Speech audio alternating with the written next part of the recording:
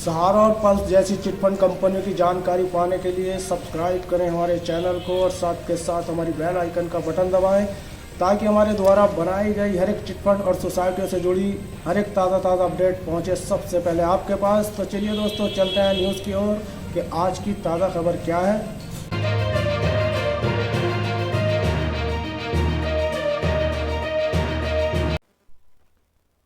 सहारा group की एएमबीवाई घाटी भूमि की कीमत 1460 करोड़ रुपए जब्त की गई।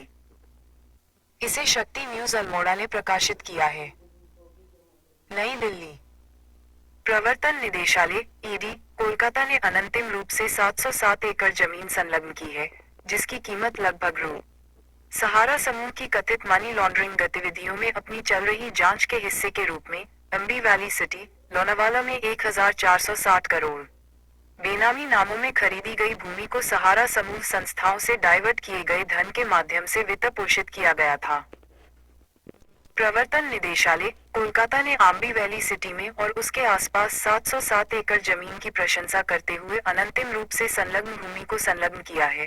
लोनावाला में मनी लॉन्ड्रिंग एक्ट (पीएमएलए) 2002 में सहारा भारत और इसके समूह एंटिटीज के साथ मनी लॉन्ड्रिंग एक्ट (पीएमएलए) की रोकथाम के प्रावधानों के तहत 1460 करोड़ रुपए का अनुमानित बाजार मूल्य है। एब ने ओडिशा, बिहार और राजस्थान पुलिस द्वारा एमएस हमारा India concession competitive society limited (HICCSL) और अन्य लोगों के खिलाफ US 420 और 120 BIPC 1860 के 3 पंजीकृत US 420 और 120 बी के आधार पर एक जांच शुरू की।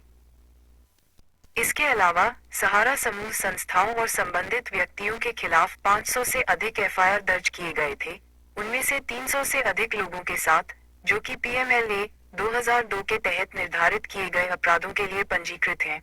आरोपों पर कि जमाकर्ताओं को फंड जमा करने के लिए धोखा दिया गया था, उनकी सहमति के बिना धनराशि का भुगतान करने के लिए मजबूर किया गया था।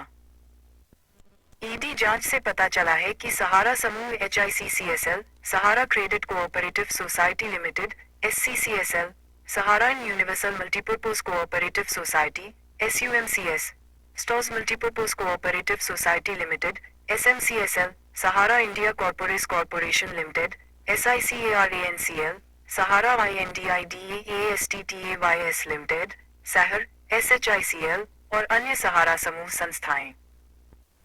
समूह ने जमाकर्ताओं और एजेंटों को क्रमशः उच्च रिटर्न और आयोगों के साथ अनुमति देकर धोखा दिया है और जमाकर्ताओं के किसी भी जानकारी या नियंत्रण के बिना गैर विनियमित तरीके से एकत्र किए गए धन का उपयोग किया है, रिलीज ने पढ़ा।